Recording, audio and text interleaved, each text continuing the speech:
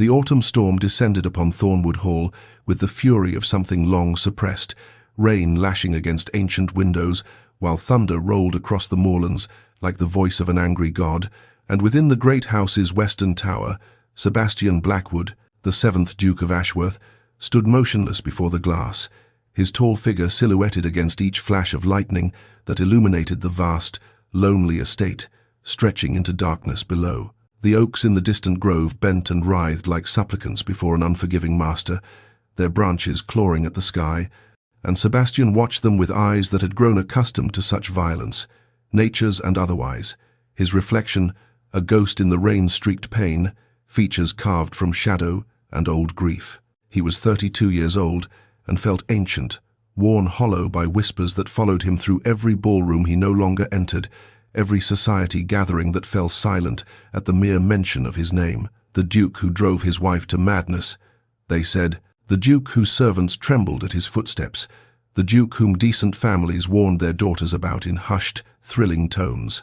Asterisk, let them whisper asterisk, he thought, pressing one palm flat against the cold glass as lightning split the sky once more. Asterisk, let them craft their monsters from my silence. I have grown too weary to correct them. Asterisk, the truth was a weight he had stopped trying to lift years ago, when he realized that innocence meant nothing against the poison of well-placed rumors, that a man's character could be dismantled by a single enemy with enough spite and social currency to wield. His first wife, Catherine, had been ill long before their marriage. Consumption of the mind. The physicians had called it a slow fading that no devotion could halt, and he had held her hand through every dark night until the end, had loved her with the desperate tenderness of a man trying to anchor someone slipping away, but that story held no currency in drawing rooms hungry for scandal. Thornwood Hall itself seemed to breathe with the storm, its ancient timbers groaning, its corridors empty of all but the most steadfast servants, who had learned that their master's brooding was not cruelty but sorrow turned inward, calcified into something resembling coldness only to those who never looked closely. Sebastian turned from the window at last, crossing to the fireplace where flames cast dancing shadows across portraits of Blackwood ancestors, men and women who had built this dynasty through war and will, and he wondered if any of them had felt this same hollowness, this victory without triumph, this inheritance of power that purchased nothing he truly wanted. The clock on the mantel struck 11, and as if summoned by the hour itself, a sharp knock interrupted his contemplation. His butler, Edwards, entered with an expression Sebastian had learned to read over 20 years of service, something between concern and the careful neutrality of a man bearing unwelcome news. "Your Grace," Edwards said, extending a silver tray upon which rested a single letter, its crimson seal gleaming wetly in the firelight. "This arrived by urgent courier despite the storm. The rider insisted it could not wait until morning." Sebastian's gaze fell upon the seal, and something cold moved through his chest. A serpent coiled around a sword, the crest of Lord Cornelius Vane, the man who had methodically destroyed everything Sebastian once held dear. He took the letter with steady hands that belied the sudden racing of his heart, and as thunder shook the windows once more, he broke the seal. The paper felt brittle between Sebastian's fingers, as though the malice contained within its words had leached into the very fibers, and as his eyes moved across the elegant script, penmanship, he recognized with a visceral hatred that time had done nothing to diminish. The room seemed to contract around him, the storm outside fading to a distant roar beneath the thunder of his own pulse. Asterisk Lord Cornelius. Vane requests the pleasure of announcing his forthcoming marriage to Lady Eleanor Ashford. Asterisk. The letter began with poisoned courtesy, asterisk, and wishes to extend his most gracious invitation to the Duke of Ashworth, that old wounds might be healed, and bygones buried beneath the joy of this union times. And Sebastian read the words 3 times before his mind would accept their meaning, before the name that had haunted his dreams for 5 long years could settle into the reality of what Vane intended. Eleanor, asterisk, his times. Eleanor, though she had never truly been his, had she, except for one golden summer when the world had seemed limitless and hope had not yet become a luxury he could not afford. He remembered her as she had been then, 20 years old, with autumn hair that caught fire in sunlight and eyes the color of spring storms, quick with laughter and quicker still with wit that had sliced through his carefully constructed armor as though it were paper. They had met at a country house party, thrown together by chance seating arrangements and mutual boredom with the endless parade of social performances, and within a week Sebastian had known with terrifying certainty that he would never want another woman as long as he drew breath. They had walked through moonlit gardens, speaking of philosophy and poetry, had argued about politics with a passion that left them both breathless and hungry for more, had stolen one single kiss beneath a willow tree, her lips soft and wondering against his, her fingers trembling where they gripped his lapels before Cornelius Vane, who had wanted Eleanor for himself and hated Sebastian for reasons rooted in old family grievances and newer jealousies, had begun his campaign of destruction. The rumors started small, as such things always do. Whispers about Sebastian's temperament, suggestions that his intensity bordered on instability, carefully planted seeds that grew into a poisonous garden of lies.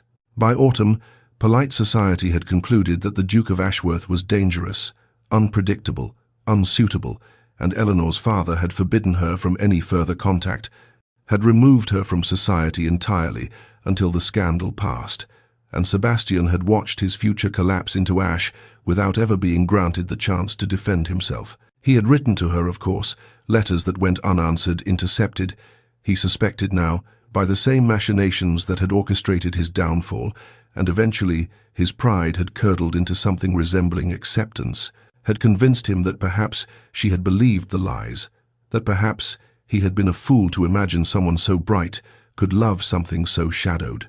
But now this letter revealed the final cruelty of Vane's design, the Ashford family's financial ruin, which Sebastian had heard whispered about in recent months, was no accident of fate, but rather the closing of a trap 5 years in the making. Vane had destroyed Sebastian to claim Eleanor, and when she had remained unmarried faithful, Sebastian realized with a sharp ache, to a memory of something that might have been, Vane had simply found another lever to force her hand. The letter crumpled in Sebastian's fist, and when he looked up, Edwards had already retreated, leaving him alone with the storm and the impossible truth that the woman he loved was walking willingly into the spider's web to save her family from a ruin that Vane himself had engineered. Ashford Manor had once been beautiful, Eleanor remembered, standing in the bedchamber that had been hers since childhood, her fingers tracing the faded damask wallpaper where roses had bloomed in crimson and gold before years of neglect had stolen their vibrancy, leaving only ghosts of pattern beneath her touch. Much like the years had stolen her own bloom, she thought with bitter clarity, transforming the spirited girl who had once danced through these halls into this hollow creature who moved through rooms like someone already departed, already grieving a life that would never be lived. The trunk before her yawned open, waiting to swallow the meager remnants of her existence. 3 serviceable dresses mended so many times the original fabric had become a memory, a handful of books she could not bear to sell, her mother's pearl earrings saved from creditors through desperate pleading, and buried at the bottom where no one would see, a single dried rose from a garden she tried never to remember, pressed between the pages of a volume of sonnets that a man with storm-dark eyes had once quoted to her beneath a willow tree's sheltering branches. Asterisk, Sebastian, asterisk. She did not allow herself to think his name. Often it had become a discipline over the 5 years since their summer, a careful excision of hope that she performed daily like a surgeon, removing diseased tissue to save the patient. But today, with her fate sealed in contracts and arrangements, and her body soon to belong to the very man who had destroyed him, his name rose unbidden and would not be silenced. She remembered everything, the way he had listened to her as though her thoughts mattered, the intensity in his gaze that had made her feel seen for the first time in her life, the trembling restraint in his hands when they had finally touched, and most painfully, the single kiss that had promised a future neither of them would ever claim. When the rumors began, whispers of his instability, his dangerous temperament, the suggestion that any woman who bound herself to him would suffer for it, she had not believed them, had fought against her father's decree with every weapon available to a powerless young woman, which was to say, no weapons at all. They had taken her from society, hidden her away until the scandal cooled, and by the time she emerged, Sebastian had retreated into his northern fortress, and the world had moved on, indifferent to the wreckage left in its wake. Now her mother lay in the next room, coughing blood into handkerchiefs that Eleanor washed in secret, so the remaining servants would not know how advanced the consumption had become. Her younger sister Charlotte, barely 18, and still possessing the hope Eleanor had long since abandoned, needed a dowry, needed prospects, needed a future that only money could purchase. And Lord Cornelius Vane had appeared like an answer to prayers Eleanor had stopped believing would be heard, offering salvation at the price of everything she was. She knew what Vane was, had always known, even before Sebastian's ruin, had sensed the coldness beneath his charm, like winter lurking beneath autumn's last warm days.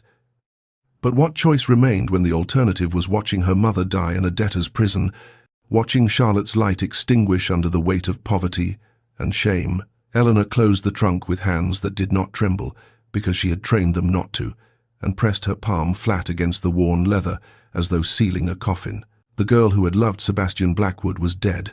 The woman who would marry Cornelius Vane was something else entirely, something harder, something hollowed out and filled with duty instead of dreams, and if her heart still beat within her chest, it beat only out of habit, a mechanical persistence that she suspected would trouble her less with each passing year. The carriage wheels ground through mud that seemed to grasp at them with desperate fingers, as though the very earth conspired to slow Eleanor's progress toward the fate that awaited her, and she pressed her forehead against the rain-streaked window, watching the countryside transform from the familiar poverty of her family's withered lands into something else entirely, something prosperous and manicured and deeply, inexplicably wrong.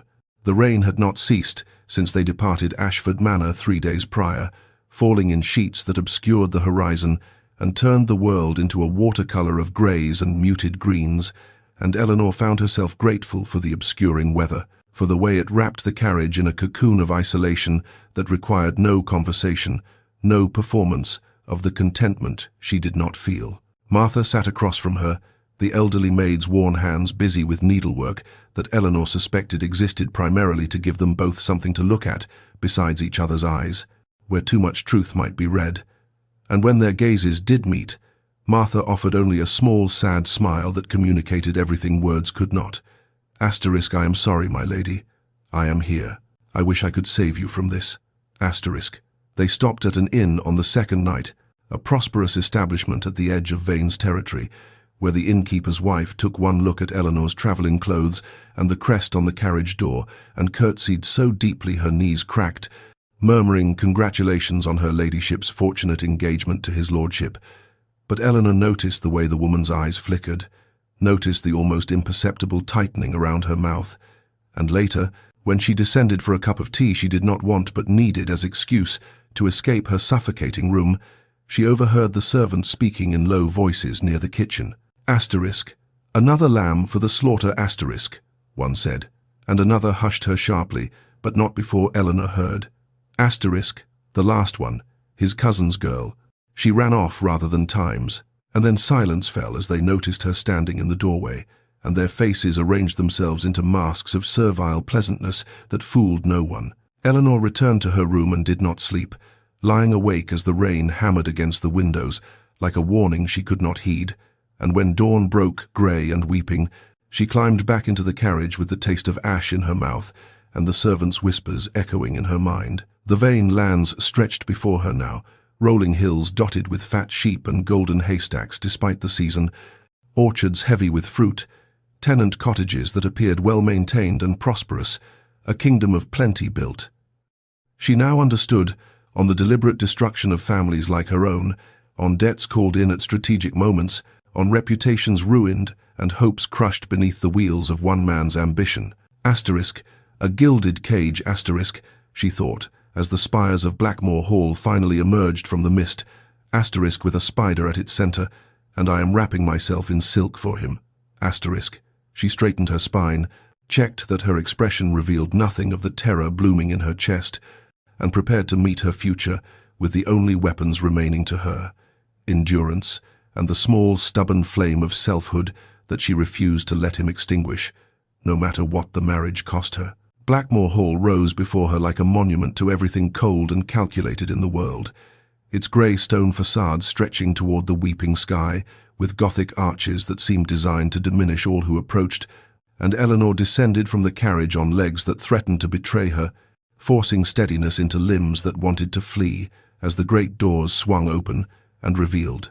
The man who would own her, Lord Cornelius Vane, stood in the entrance hall like a spider welcoming a fly, his smile precise and practiced, his pale eyes moving over her with an assessment so thorough she felt stripped bare despite her travelling clothes. Catalogued and valued and found, she suspected, from the slight curve of his thin lips, adequate to his purposes. "Lady Eleanor," he said, and his voice was silk over steel, pleasant enough to the ear, while carrying undertones that made something primitive in her chest recoil. "How delighted I am to welcome you to your new home.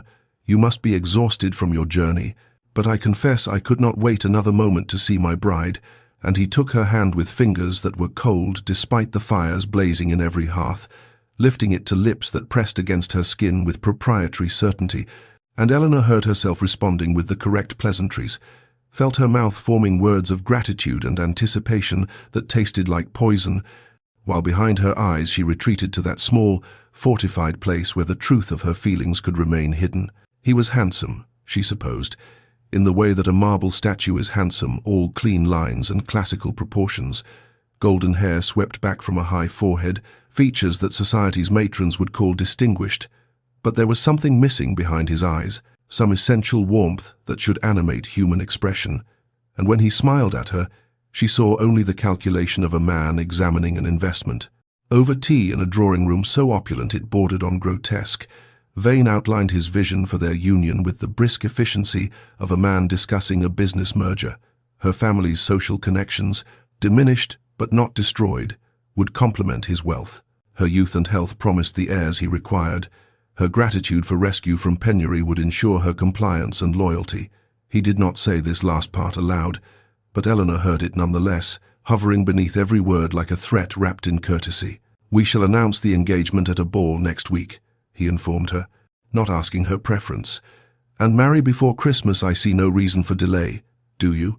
And when a young footman stumbled slightly while refilling Vane's cup, sloshing a single drop onto the pristine tablecloth, Vane's transformation was instantaneous and terrifying. The pleasant mask dropped away to reveal something vicious beneath, his voice cracking like a whip as he berated the boy with words designed to wound, threatening dismissal without reference, destruction of the young man's prospects, all for a single drop of spilled tea. And Eleanor sat frozen, watching the footman tremble and apologize, understanding with horrible clarity exactly what manner of man she had sold herself to, what cruelties awaited behind closed doors when the audience departed and the performance ended. That night, alone in chambers more luxurious than any she had occupied in years, Eleanor pressed her face into silk pillows that smelled of lavender and wealth, and wept until no tears remained, wept for the girl she had been, for the future she would never have, for Sebastian whom she had wrongly blamed, and for herself, trapped in a web of obligation and fear from which she could see no escape. The night of the engagement ball arrived, with all the terrible grandeur of an execution dressed in silk and candlelight, and Eleanor descended the great staircase of Blackmore Hall, wearing a gown of ice-blue satin that Vane had selected for her, had insisted upon, in fact, with that cold smile that permitted no argument, and she felt the fabric against her skin, like armor, like a shroud, like the beautiful wrapping on a gift no one had asked for, while below her the cream of society gathered in glittering clusters, their jewels catching the light of 1,000 candles as they whispered behind fans and gloved hands about the Ashford girl's extraordinary fortune, her family's disgrace, her luck in catching a man of Vane's wealth, and standing despite having nothing to offer but a pretty face and a desperate need. Vane met her at the bottom of the stairs with proprietary satisfaction gleaming in his pale eyes, tucking her hand into the crook of his arm with fingers that pressed just slightly too hard against her wrist, a silent reminder of ownership. And he paraded her through the assembled guests like a general displaying conquered territory, accepting congratulations with gracious nods, while Eleanor smiled until her face ached, murmured appropriate gratitudes, and felt herself disappearing piece by piece into the role she had agreed to play. The orchestra swelled with a waltz, and Vane led her onto the floor where they turned and turned beneath the painted ceiling, and Eleanor fixed her gaze on a point beyond his shoulder and let her body move through the familiar steps, while her mind retreated to that fortified place where nothing could touch her.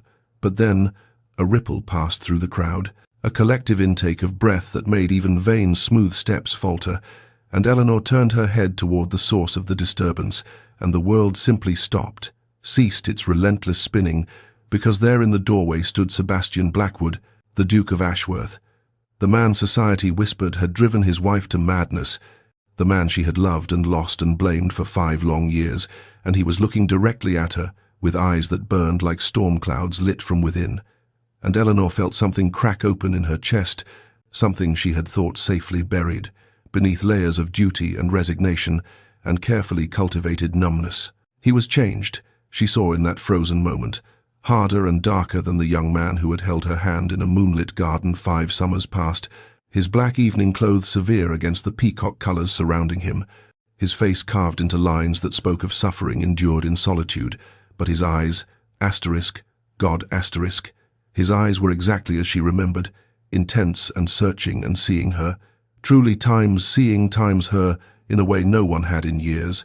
The crowd parted before him like water before the prow of a ship as he crossed the ballroom floor, and Eleanor watched him approach with her heart hammering against her ribs, watched Vane's jaw tighten and his fingers dig bruisingly into her waist, watched Sebastian stop before them and execute a bow that was technically perfect and somehow utterly insolent, and when he straightened and their eyes met fully for the first time, she understood with terrible clarity that whatever peace she had made with her fate had just been shattered beyond all hope of repair. The library of Blackmore Hall smelled of old leather and older secrets, and Sebastian found Vane there exactly as he had anticipated, the snake retreating to his den to savor his triumph, a glass of brandy in hand, and a smile of cruel satisfaction curving his thin lips, as Sebastian closed the door behind him with a decisive click that echoed like the cocking of a pistol. "Ashworth," Vane said, not bothering to rise, swirling his drink with deliberate insolence, "I wondered how long it would take you to seek me out, come to offer your congratulations in private, have you? How touching that even the beast of Thornwood observes the social niceties." Sebastian remained by the door, his hands clasped behind his back, because he did not trust himself not to wrap them around Vane's throat if they were free, and when he spoke his voice was low and controlled, with the kind of control that costs a man everything he has. "What is your game with Eleanor Ashford?" he demanded, and Vane's smile widened into something genuinely amused, as though Sebastian had just performed a particularly entertaining trick. "My times game, asterisk?"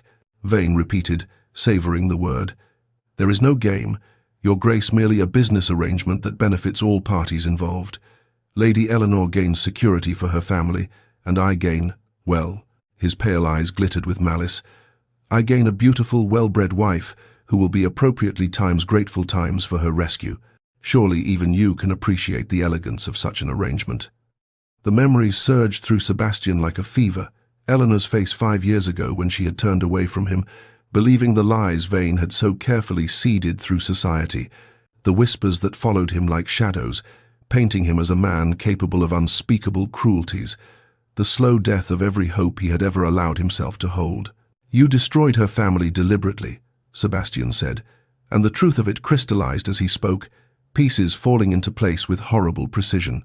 "You engineered their ruin to force this marriage. You have been planning this for years." Vane's expression flickered with something that might have been surprise at Sebastian's perception, but he recovered quickly, setting down his glass and rising to face his enemy with the confidence of a man who holds all the cards.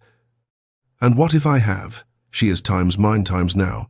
Ashworth legally, socially, irrevocably times mine, asterisk. Whatever pathetic tenderness you harbored for her, whatever delusions you entertained during that absurd summer courtship, they are finished. She chose survival. She chose times me, asterisk." Sebastian moved then, crossing the space between them with predatory swiftness that made Vane stumble backward against his desk, and Sebastian's hand closed around Vane's cravat, twisting the silk until the other man's face began to purple, and his voice emerged as something barely human, a growl torn from the darkest depths of his chest. Asterisk, touch her and die. Asterisk.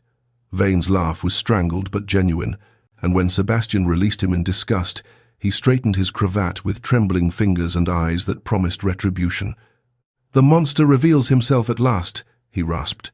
"Interfere with my engagement, Ashworth, and I will destroy what little remains of your reputation. I will tell the world every detail of what you did to your poor wife. And this time, asterisk, no one times will doubt me." Sebastian turned and walked to the door, pausing with his hand on the handle, and when he looked back his expression had settled into something cold and resolute, a man who has finally found a purpose worth any price. "Then let the world talk," he said quietly. "I have been their monster for 5 years. Perhaps it is time I gave them reason to fear me." He left Vane, clutching his throat in the candlelit library, and as he strode through Blackmore's halls toward the knight and his waiting carriage, Sebastian made himself a vow as binding as any spoken before God. He would free Eleanor from this gilded trap, or he would burn Vane's entire world to ashes in the attempt. The discovery came 3 days after the ball, when Eleanor's restless wandering through Blackmore Hall's labyrinthine corridors led her to a door she had not noticed before, half hidden behind a heavy tapestry depicting some ancient hunting scene. The brass handle tarnished with disuse, and something about its forgotten quality called to her, whispered of secrets kept in darkness, and she found herself turning that handle before caution could counsel otherwise.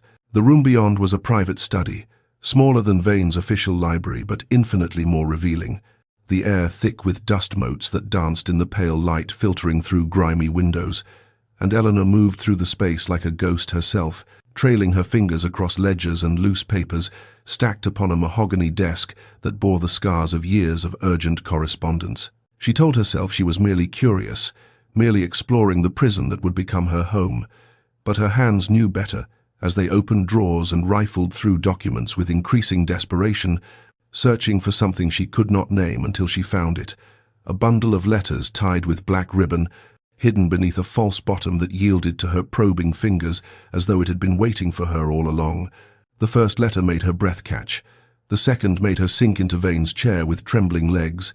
The third made her press her hand against her mouth to stifle a cry that would have brought servants running. Here was the proof laid bare in Vane's own meticulous handwriting. Correspondence with a London solicitor detailing the systematic destruction of Ashford finances through manipulated investments and called-in debts. Letters to society hostesses planting the seeds of rumour about Sebastian Blackwood's treatment of his ailing wife.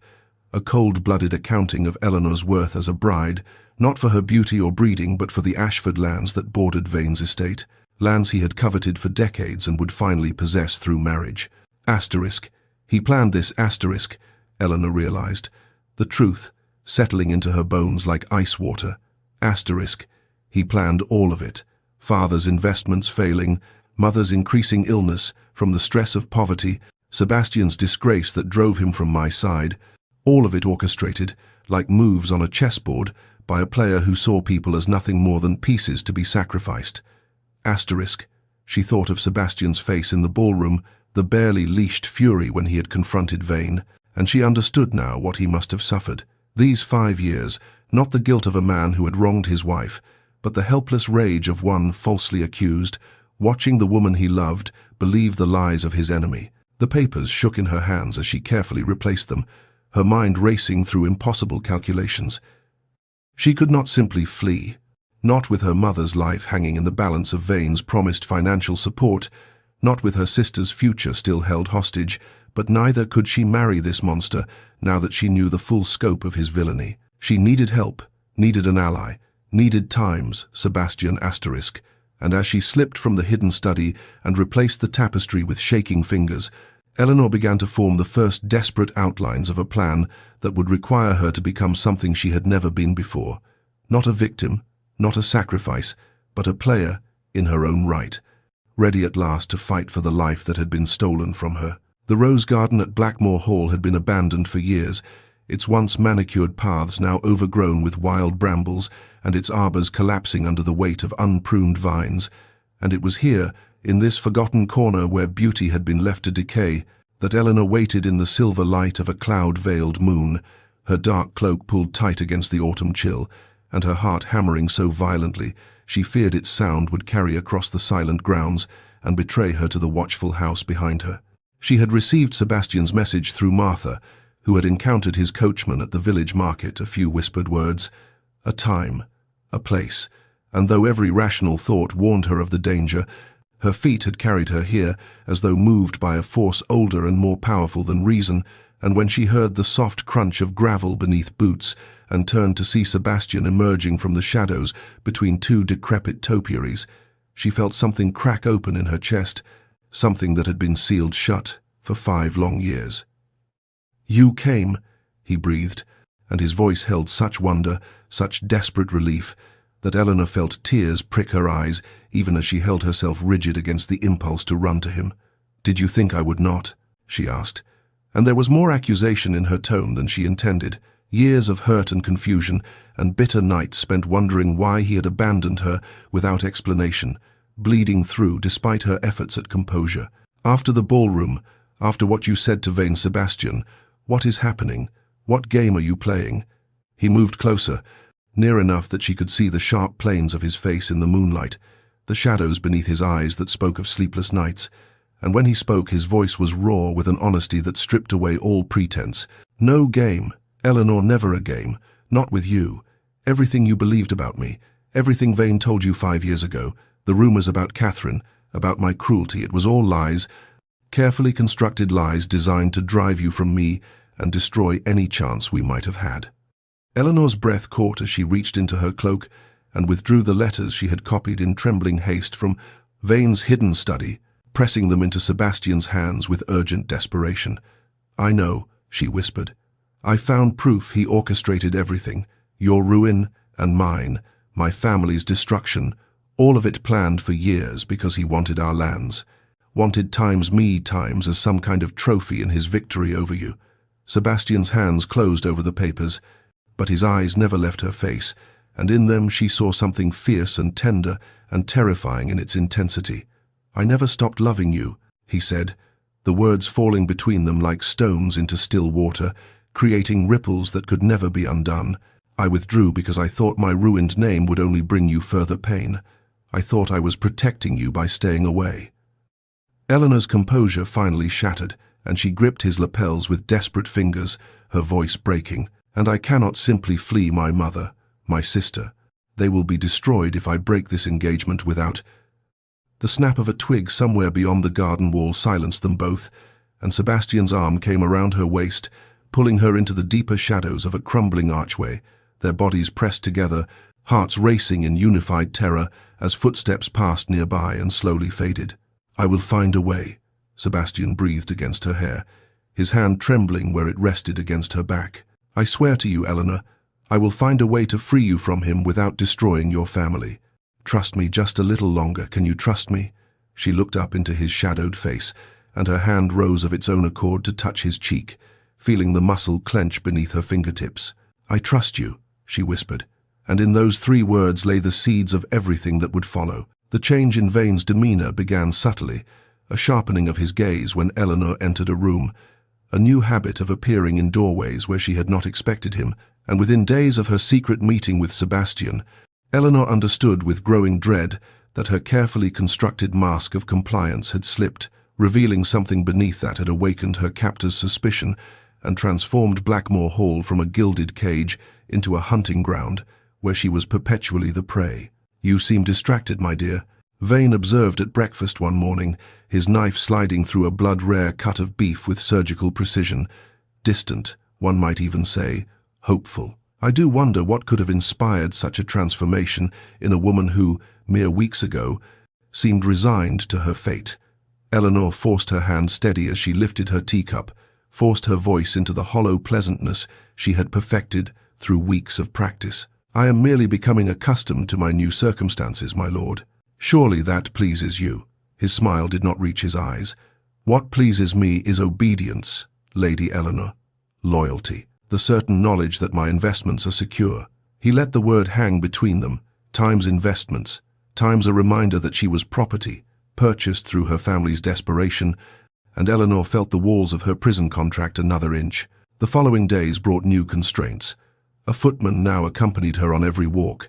Her correspondence was collected by Vane's butler before posting, and Martha reported with frightened eyes that she had been questioned about her mistress's activities, her visitors, her midnight wanderings. Eleanor adapted, channeling her desperation into the delicate art of concealment.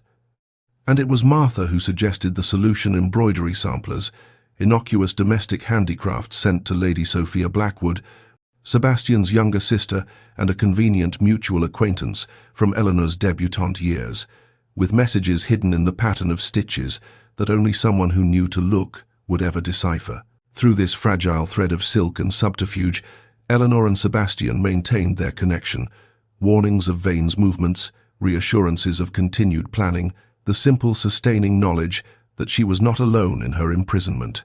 But Vane's paranoia deepened with each passing day, and Eleanor witnessed the violence that lurked beneath his civilized veneer when, during a ride across his estate, his horse stumbled on uneven ground, and he responded by striking the animal across the face with his riding crop, again and again, until blood streamed from its velvet muzzle, and Eleanor had to look away, bile rising in her throat and her whole body trembling with the understanding that this was the fate awaiting any creature who displeased him.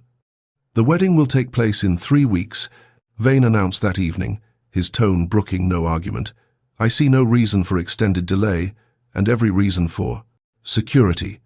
Eleanor bowed her head in apparent submission, but beneath her lowered lashes, behind the placid mask she wore like armor, her mind raced through calculations of time and distance and desperate hope, counting the days until Sebastian could save her or until Vane's patience shattered entirely and the violence she had witnessed, visited upon a horse, found its true intended target. The offices of Whitmore and Associates occupied a narrow building in the legal district of London, its windows perpetually grimy with coal smoke and its corridors thick with the musty scent of old paper and older secrets, and it was here that Sebastian Blackwood had established his base of operations in the desperate campaign to destroy Lord Cornelius Vane before Vane could claim Eleanor forever. "The financial records are damning, Your Grace, Mr. Whitmore said, spreading documents across his cluttered desk with the methodical precision of a surgeon preparing instruments. "Lord Vane has engaged in systematic manipulation of market prices, destruction of competing businesses through fraudulent means, and most significantly, he appears to have orchestrated the collapse of no fewer than 3 families' fortunes, including the Ashfords, through calculated investment schemes designed to fail." Sebastian studied the papers with burning intensity, each revelation another stone in the edifice of evidence he was constructing, but it was the final document that stopped his breath. A coroner's report from 4 years past, detailing the death of one Mr. Harold Pemberton, Vane's former business partner, ruled an accident but surrounded by whispered suspicions that had never been properly investigated. "There were witnesses," Whitmore continued, his voice dropping, "a footman who was dismissed shortly after, a maid who left service and relocated to the country, people who saw things that contradicted the official account. If we could locate them, persuade them to speak." Sebastian's jaw tightened as he absorbed the full scope of Vane's corruption, the casual destruction of lives that meant nothing to a man who viewed the world as pieces on a chessboard, and he understood with crystalline clarity that Eleanor was not merely a trophy or a prize. She was a move in a game that had been playing since before she was born. A final humiliation aimed at Sebastian himself, revenge for some ancient slight he could barely remember. The investigation led Sebastian to darker places still. Taverns where Vane's dismissed servants drowned their fears in gin, country cottages where frightened witnesses had hidden from the long reach of their former master's influence, and finally, inevitably, to the truth about his own past, the lies that had transformed him from a respected duke into a monster in the eyes of society. Catherine was ill, Sebastian told Whitmore, speaking aloud the truth he had guarded in silence for years, a wasting sickness of the mind that no physician could name or cure. "I did not drive her to madness. I held her hand through its slow progression, hired nurses, consulted specialists across Europe, sat with her through the screaming nights and the silent days until the end finally came, as a mercy." He produced letters, medical records, testimony from the very doctors Vane had later paid to remain silent, and as the evidence accumulated, Sebastian felt the weight of 5 years' false shame begin, slowly, to lift from his shoulders.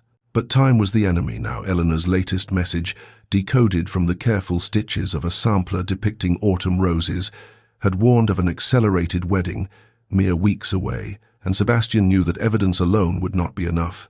He needed a strategy bold enough to cut through Vane's defenses, public enough to force society's hand, and he needed it before the woman he loved was bound forever to the architect of both their destructions. The summons came on a grey morning when even the light seemed to have abandoned hope, and Eleanor found Lord Vane waiting for her in his study, standing before the fireplace with a document in his hand and a smile on his face that made her blood turn to ice in her veins. "I have received word from my solicitors," he said, his tone conversational, almost pleasant, as though discussing the weather or the quality of the morning's tea, "and I find myself in possession of some rather distressing news regarding your family's financial situation, news that I fear requires immediate action on both our parts." Eleanor's hands clenched in the folds of her dress, her nails biting into her palms as she forced herself to meet his gaze with the hollow composure she had perfected through weeks of captivity. "I was not aware there were new developments, my lord." Vane's smile widened, revealing teeth that seemed too white, too sharp. "Your family's debts have been called in, my dear, all of them, by various creditors who have grown impatient with the extended terms I so generously arranged. Your mother faces debtor's prison within the month. Your sister will be turned out onto the streets without a penny or a prospect.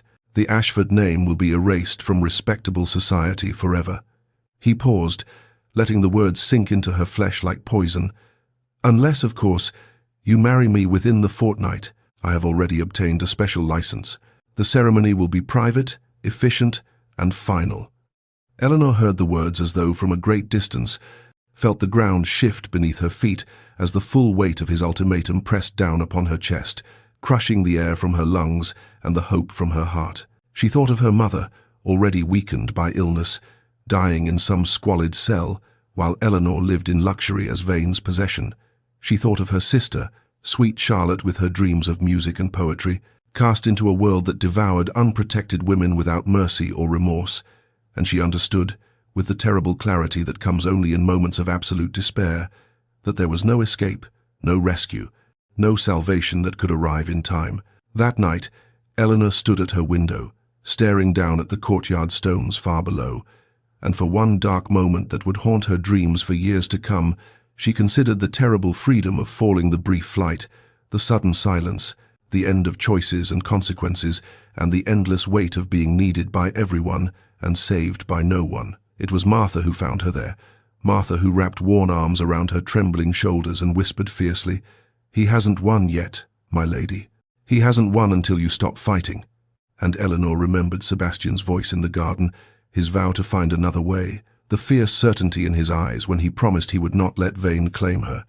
She returned to her writing desk, her hands steadier now, though tears still tracked silver paths down her cheeks, and she wrote to him one final time, not a farewell, but a warning, a plea, a declaration that she would hold the line as long as her strength endured, buying him the time he needed with whatever coin her courage could provide, trusting that somehow, impossibly, love would prove stronger than the chains being forged around her. The letter arrived at Thornwood Hall as dawn painted the sky in shades of bruised violet and desperate gold, and Sebastian read Eleanor's words with hands that trembled, not from weakness but from the terrible weight of love, confronting its final test.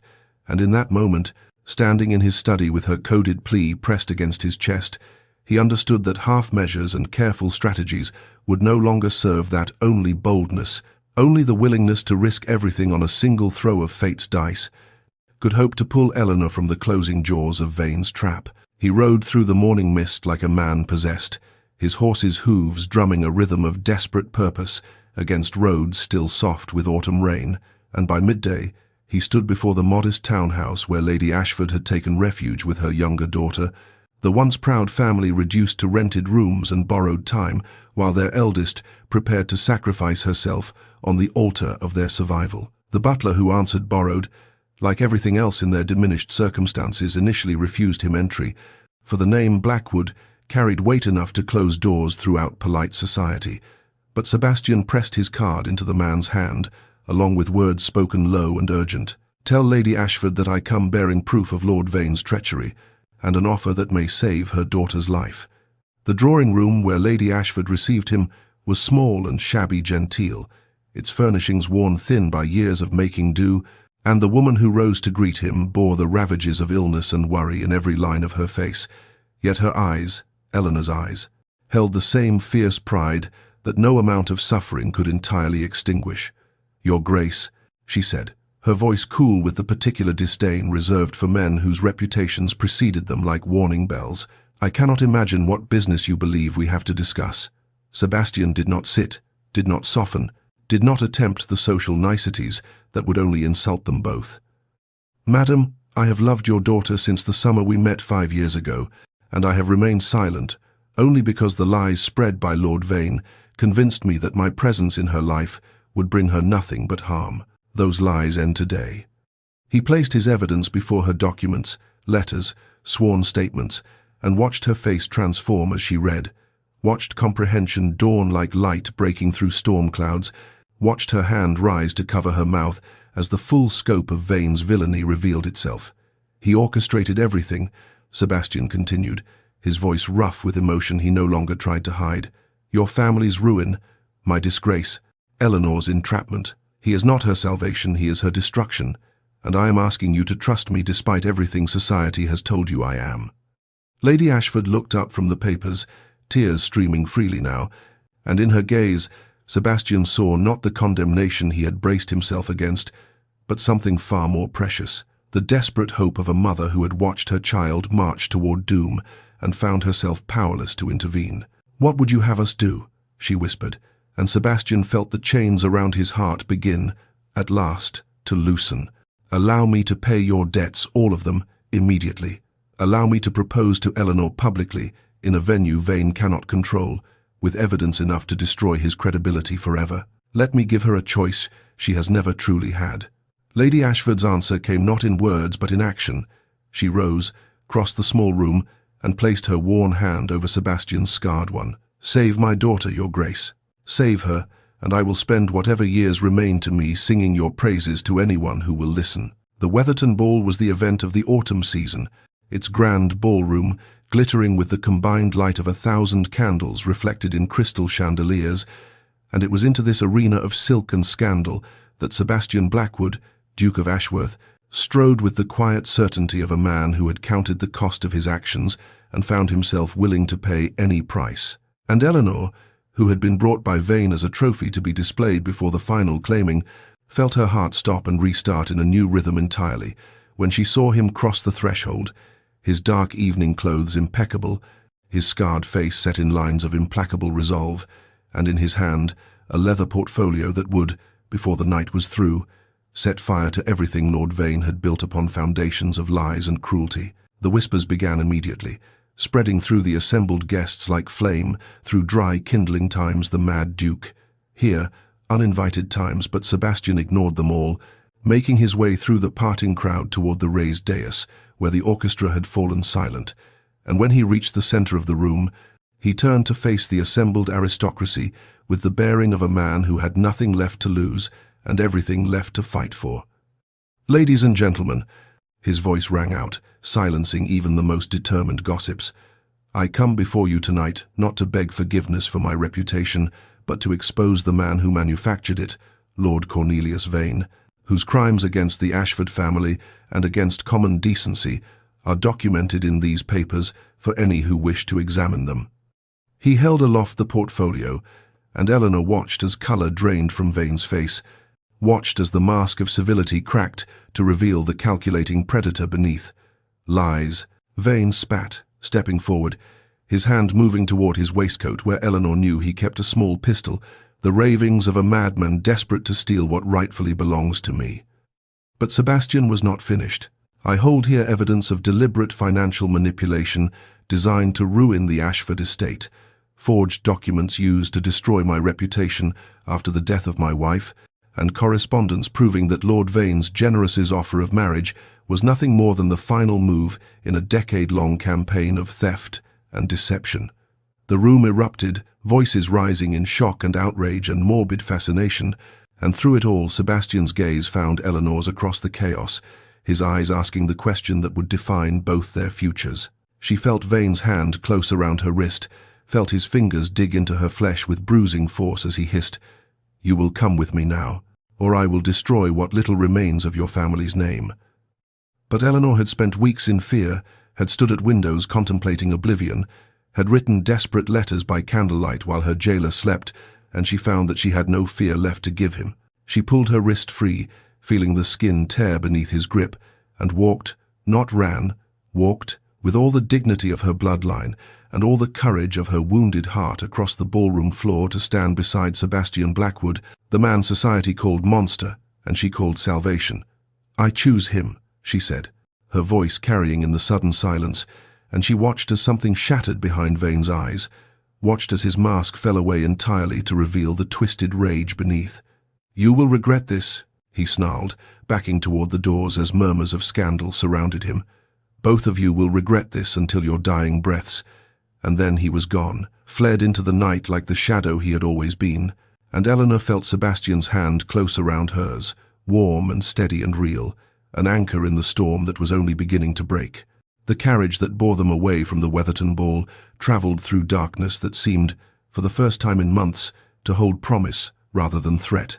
And Eleanor sat beside Sebastian in silence, her torn wrist cradled in her lap, her heart beating with the strange arrhythmia of liberation as the lights of London faded behind them, and the road to Thornwood Hall stretched before them like a path into an unknown country, and Sebastian, who had not released her uninjured hand since they had fled the scandal-choked ballroom, said nothing either, understanding perhaps that words would be too small for the enormity of what had passed between them and what lay ahead. They arrived at Thornwood as dawn broke over the estate in ribbons of pearl and rose, and Eleanor, who had last seen these grounds during a stolen afternoon 5 years past, found herself weeping quietly at the sight of morning light, gilding the ancient stone walls, the overgrown gardens, the windows that seemed to blink awake at their approach like eyes opening after a long and troubled sleep. Lady Ashford and young Catherine arrived by separate carriage the following day, and Eleanor watched her mother's face as she took in the grandeur that poverty had taught them to forget. They deserved not the cold ostentation of Blackmore Hall, but something older, warmer, a house that had known both joy and sorrow and had absorbed them into its very foundations. The days that followed moved with the gentle rhythm of convalescence, of wounds tended and strength slowly returning, and Eleanor found herself discovering Thornwood as one might discover a person gradually through accumulated moments of revelation and recognition. She walked the grounds with Sebastian in the amber light of autumn afternoons, learning the names of gardens his grandmother had planted, hearing stories of the boy he had been before grief and isolation had carved severity into his features, and she began to see how the estate's neglect mirrored his own long abandonment of hope, the untended roses that still bloomed despite their wildness, the fountain whose basin had cracked but whose water still sang, the library whose books had gathered dust but whose knowledge remained, waiting. Evening conversations by firelight became the architecture of their rebuilding. Sebastian speaking haltingly at first, and then with increasing trust of his first wife, Margaret, whose illness of the mind had been a burden he had carried alone, while Vane spread whispers of cruelty and neglect, how he had held her through her terrors, how he had wept when she finally slipped away, how he had let the world believe the worst of him because defending himself had seemed pointless when the only witness to his devotion lay in the churchyard. Eleanor listened without judgment, and in return she offered her own hidden griefs, the slow death of her father, the weight of being the strong one, while her mother retreated into illness and her sister remained too young to understand the way she had learned to compress her own needs until they became invisible, even to herself. They recognized in each other the particular loneliness of those who carry others, and in that recognition, the infatuation of their youth transformed into something deeper, a love built not on summer promises but on winter truths, not on who they had hoped to become but on who they actually were. The village of Thornwood Cross lay 3 miles from the estate, a quiet hamlet of stone cottages and a single church whose bells had marked time for generations, and it was to this peaceful place that Eleanor ventured on a grey November morning to purchase ribbons for Catherine's approaching birthday. A small errand, a gesture of normalcy, a first tentative step into the world beyond the protective walls Sebastian had built around her, and she went with Martha at her side and a footman trailing at a respectful distance, believing that Vane's silence these past weeks meant acceptance of defeat, never imagining that a predator merely retreats to choose better ground. The attack came as they emerged from the milliner's shop, 3 men in rough clothing who moved with the coordinated precision of hired muscle, and Eleanor had only a moment to scream before a hand clamped over her mouth and she was being dragged toward a waiting carriage with black curtains drawn against witness, and it was then, in that crystalline instant of terror, that she saw him, Vane himself, seated within, his face a mask of vindictive triumph as he called out instructions to hurry, to silence her, to bring her before anyone could intervene. But Martha's screams had carried, and the footman had already run toward the inn where Sebastian had been concluding business with his land steward, and what happened next would live in Eleanor's memory like a painting rendered in violence and devotion. Sebastian emerging onto the street at a dead run, his coat abandoned, his face transformed into something ancient and terrible, the civilized veneer stripped away to reveal the warrior beneath, and when he reached the man who held Eleanor, he did not negotiate or threaten but simply struck once, twice, with the brutal efficiency of a man who had long ago learned that some enemies understand only force. The hired men scattered before his fury, and when Vane attempted to flee in the carriage, Sebastian dragged him from its door with one hand while the other pressed a blade to his throat, and Eleanor, released and trembling on the cobblestones, heard Sebastian's voice emerge as something between a growl and a prayer. I told you what would happen if you touched her." But he did not kill him, though Eleanor could see the desire burning in his eyes like fever, could see the effort it cost him to lower the blade as the village constable and local magistrate arrived, armed with copies of Sebastian's evidence that had been distributed weeks before against precisely this eventuality, and Lord Cornelius Vane was taken into custody, not as a peer beyond justice, but as a common criminal, his machinations finally exposed to authorities who could no longer look away. In the aftermath, as the village buzzed with shocked whispers and official statements were taken, Sebastian stood before Eleanor with blood on his knuckles and anguish in his eyes, as though he feared his violence had proven him, the monster society named him. But Eleanor reached for him with hands that still shook, pulled his face down to hers, and whispered against his lips, "You came for me. You came. You kept your promise." And when she finally wept, it was not from fear of what had almost happened, but from the overwhelming relief of being loved by someone who would tear the world apart to keep her safe. And Sebastian held her in the middle of the street, propriety abandoned, and murmured into her hair words of comfort and devotion and the raw, unpolished truth of a heart that had finally found its purpose. The weeks that followed the incident in Thornwood Cross moved with the hushed quality of a sick room, though it was not bodies but souls that required tending, and Eleanor found herself suspended in a strange twilight between the terror of what had almost happened and the dawning recognition that she had, at last, reached safe harbor. Sebastian had withdrawn into himself after the violence, his knuckles healing while something in his eyes remained bruised, and Eleanor understood with the intuition of one who had studied him across crowded ballrooms and through years of separation that he feared she had seen the beast society named him, feared that his capacity for savagery had confirmed every whispered accusation. She found him one December afternoon in a walled garden she had not yet explored, a small sanctuary hidden behind the east wing where winter roses somehow bloomed despite the frost, and she stopped at the gate when she saw him kneeling before a simple stone marker bearing the name Margaret Blackwood and dates that spoke of a life cut cruelly short. He did not hear her approach, and she watched as he brushed snow from the carved letters with a tenderness that made her throat ache, watched as he spoke quietly to the stone words she could not hear, but whose tone carried the unmistakable cadence of apology and promise, and the particular grief of those who loved someone they could not save. When he finally sensed her presence and turned, his face held such naked vulnerability that Eleanor felt tears slip down her cheeks unbidden, and she went to him without hesitation, kneeling in the snow beside him, taking his cold hands in hers. "Tell me about her," she said, and he did, haltingly at first.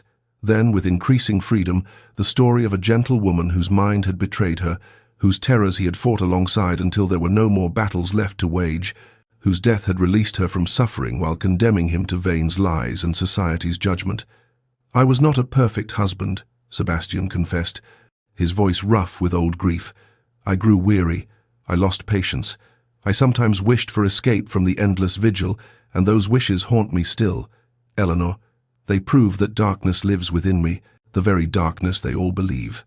But Eleanor pressed her fingers to his lips, silencing him, and spoke the truth that had been growing in her heart through all their firelit conversations and autumn walks. "You stayed. When you could have abandoned her to asylums and physicians, you stayed and held her through the terror and loved her until the end. That is not darkness. Sebastian, that is a light so fierce it blinds those too small to comprehend it." And then, because honesty demanded reciprocity, she offered her own hidden shame. The resentment she had harbored toward her father for dying and leaving them destitute, toward her mother for retreating into illness, toward Catherine for being young enough to be spared the worst of their poverty, the ugly, human feelings she had buried beneath duty until they had calcified into a belief that she was somehow unworthy of happiness, that her survival had cost her the right to joy. They remained in Margaret's garden as the winter light faded, two wounded souls finally laying down the armor they had worn so long it had become indistinguishable from skin. And when Sebastian drew her into his arms, it was not with the desperate passion of their youth, but with the profound recognition of kindred spirits who had walked through their separate fires and emerged scarred but still capable of warmth. And Eleanor understood at last that his heart was vast enough to honor the past while embracing the present, that loving Margaret's memory did not diminish his love for her, but rather proved its depth, and she whispered against his chest that she was not afraid of his darkness because she had her own, and perhaps together they could make of their shadows something that resembled light. The chapel at Thornwood Hall had stood for 3 centuries, its ancient stones having witnessed generations of Blackwood unions, and yet none of those ceremonies could have carried the weight of meaning that pressed upon its walls on the morning Eleanor Ashford became the Duchess of Ashworth. For this was not merely a wedding, but a resurrection, a defiance, a declaration that love could survive the machinations of cruel men and the whispered condemnations of an unforgiving world. Snow had fallen through the night, blanketing the estate in pristine white that seemed to Eleanor like absolution, like the world itself had chosen to begin anew alongside them, and she stood before the small mirror in her chamber as Martha fastened the final buttons of a gown that was neither the elaborate confection society expected nor the borrowed finery she had worn at Vane's ball, but something simpler and truer ivory silk that had belonged to Sebastian's mother, altered with careful hands and offered with tears by Lady Ashford, who had found in her future son-in-law not the monster of reputation, but the devoted guardian her daughter deserved. The chapel glowed with the light of 100 candles when Eleanor entered on her mother's arm, for her father was gone, and tradition must bend to truth, and she saw first the ancient stained glass depicting saints who had suffered for their devotion, then the small gathering of those who had stood by them, Martha weeping already, Catherine radiant in her role as witness, the servants who had come to love their stern master's intended bride, and the vicar whose initial reluctance had transformed into genuine warmth upon hearing their story. But all of this faded to mere periphery when her eyes found Sebastian waiting at the altar, and Eleanor felt her breath catch at the transformation written across his features. The harsh lines softened, the guarded darkness lifted, the man who had believed himself unworthy of love, standing straight and certain in his conviction that she had proven him wrong. His eyes glistened as she approached, and when she placed her hand in his, she felt the tremor that ran through him, not fear, but the overwhelming force of hope finally permitted expression. The vows they spoke were the traditional words, yet they emerged weighted with private meaning. To have and to hold became a promise never to release what had been so hard won. For better or worse, acknowledged the worst they had already survived, until death do us part, carried the fierce certainty that not even death would truly divide what had been forged in such fire. When Sebastian slipped the ring upon her finger, a simple gold band that had also belonged to his mother, for he wanted no ghost of his first marriage. To shadow this new beginning, Eleanor felt the last of her carefully maintained composure crumble, and tears slipped freely down her cheeks as he lifted her hand to his lips and pressed a kiss to her knuckles with reverence that bordered on worship. That evening, after the modest wedding breakfast and the warm embraces of family, after the snow had ceased and the clouds had parted to reveal a sky brilliant with winter stars, Sebastian led Eleanor to the master chambers that had been prepared with fresh flowers despite the season, with fires burning warm against the December chill, with every comfort arranged by servants who had watched their master emerge from years of frozen grief into something that resembled joy. They stood together at the window where Sebastian had once watched storms alone, and Eleanor leaned into his strength as his arms encircled her, and he spoke against her hair in a voice rough with emotion. "You have saved me from myself. Eleanor, you have given me reason to be the man I always hoped I might become, rather than the monster I feared I was." And she turned in his embrace to cup his face in her hands and answer with the truth that had taken root in her heart through all their trials. "We have saved each other. Sebastian, we have proven that the world does not always win, that darkness does not always prevail, that two broken souls can somehow make each other whole. And when he kissed her, the candles flickered, as though blessed by witnessed joy, and beyond the window the stars blazed their ancient light upon a union that had defied every obstacle placed before it, and the night deepened around them, soft as a benediction, gentle as the peace they had finally earned. 5 years had passed since that winter wedding, 5 years in which Thornwood Hall had undergone a transformation so complete that visitors who had known its former gloom could scarcely reconcile memory with reality, for where once neglected gardens had sprawled in wild abandon, now roses climbed trellises in disciplined profusion and lavender-bordered paths, where children's laughter echoed against ancient stone, and where once silence had pressed upon every room like a physical weight, now music drifted from open windows, and the clatter of small feet upon staircases announced the presence of life renewed and multiplied. Eleanor stood on the terrace on a June afternoon, her daughter Charlotte balanced upon her hip with the comfortable ease of practiced motherhood, watching as Sebastian led their son James across the paddock on a gentle grey pony, the boy's face alight with the particular joy of childhood adventure, while his father walked alongside with a patience that would have astonished those who remembered only the fearsome Duke of reputation and rumour. The years had been kind to Sebastian in ways that had nothing to do with the passage of time, and everything to do with the healing power of love, freely given and gratefully received. The harsh lines that had once carved his features into a mask of forbidding severity had softened into something approaching warmth, and though he would never be called gregarious, those who knew him now spoke of quiet kindness, of unexpected generosity, of a man who had emerged from self-imposed exile to serve in Parliament with distinction, and to champion causes that protected the vulnerable from the predations of the powerful. His reputation had been fully restored, the evidence against Vane having proved so damning that society had been forced to reconsider its judgment, and though some whispered that the Tun's rehabilitation of the Duke of Ashworth owed as much to his wealth and influence as to proof of his innocence, Eleanor knew that Sebastian cared nothing for society's good opinion. He cared only that his children would never hear their father called monster, that his wife would never again lower her eyes in company, that the Blackwood name would pass to the next generation unstained by lies. Of Vane, little needed to be said. His crimes had seen him stripped of title and lands, exiled to the continent, where he had died 3 years past in circumstances that spoke of dissolution and despair, a fitting end for a man who had built his life upon the destruction of others. Lady Ashford lived now in the dower house at Thornwood, her health restored by comfort and peace, while Catherine had made a brilliant match with a viscount who adored her, and Martha had become head housekeeper, ruling the staff with benevolent efficiency.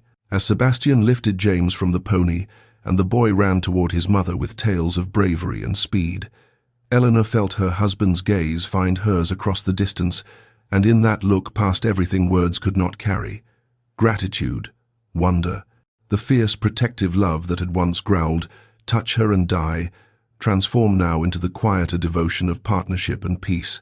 In the distance, thunder rumbled, a summer storm, approaching from beyond the hills, but Eleanor did not flinch, for she had learned that storms passed, that darkness broke into dawn, that the most violent tempests often cleared the air for the brightest mornings, and she raised her hand to wave at Sebastian as he strode toward her.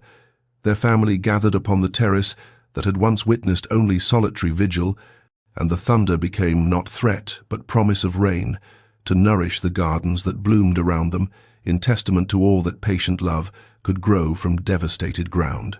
Dear listener, as we leave Eleanor and Sebastian to their hard-won happiness, as the thunder fades into the distance and the children's laughter echoes across the blooming gardens of Thornwood Hall, permit me a moment to speak directly to your heart about what this story has truly meant. For beneath the romance and the intrigue, beneath the growled threats and the desperate escapes, lies a truth that perhaps you needed to hear tonight. That love, real love, the kind that transforms and redeems and endures, is patient enough to survive even destruction, brave enough to wait through years of exile and misunderstanding, fierce enough to stand against enemies who seem insurmountable, and declare with unwavering certainty that some things are worth fighting for, regardless of the cost. Perhaps you find yourself tonight in your own impossible arrangement, trapped by circumstances not of your making, bound by duty or debt or the expectations of others who cannot see the truth of your heart. And perhaps you have wondered whether escape is possible, whether hope is foolish, whether the one who might save you exists only in stories told to comfort the desperate. I would remind you that Sebastian Blackwood was called monster by the world that feared what it did not understand, that his fierce protectiveness was mistaken for cruelty, that his devotion was twisted into scandal by those who profited from his isolation, and yet beneath that fearsome exterior beat a heart capable of the tenderest love, a soul that had merely been waiting for someone brave enough to see past the rumors to the truth. The fiercest protections, you see, rise from the tenderest hearts. Those who have known pain become the most determined to shield others from it. Those who have been betrayed become the most loyal once their trust is earned. Those whom the world calls dark are often merely those who have learned to guard their light from those who would extinguish it. And perhaps you yourself have been the one called monster, the one misunderstood and maligned, the one who withdrew into isolation rather than continue fighting for acceptance from those who would never grant it. And perhaps you have believed the lies told about you, have accepted the loneliness as your deserved lot, have forgotten that you too are worthy of the love that Eleanor brought to Sebastian's abandoned halls. To you, I say, redemption awaits those who dare to hope. Transformation belongs to those who risk vulnerability despite every wound that taught them to guard themselves. And the right person, the one who will see you truly, love you wholly, stand beside you unwaveringly, may be closer than you imagine, may be watching even now for some sign that you have not surrendered entirely to despair. Let this story be that sign.